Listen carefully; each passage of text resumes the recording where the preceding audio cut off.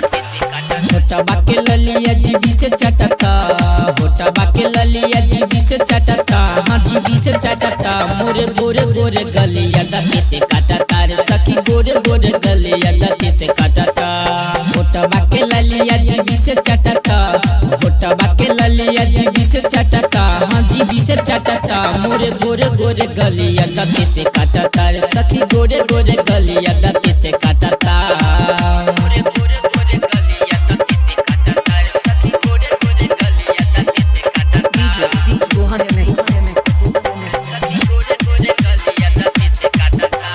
घरे खाली रही न करे जाला ड्यूटी, थके सारा मेकअप बिगाड़ देले ब्यूटी। सच में हाँ घरे खाली रही न करे जाला ड्यूटी, थके सारा मेकअप बिगाड़ देले ब्यूटी।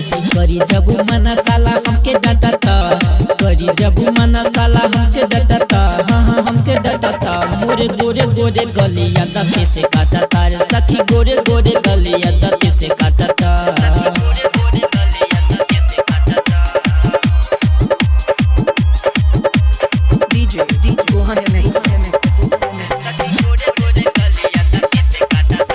सटे जब गिरी हम होली पानी पानी, पलंग पे अलगे से करे छेड़खानी। आही रे माई सटे जब गिरी हम होली पानी पानी, पलंग पे अलगे से करे छेड़खानी।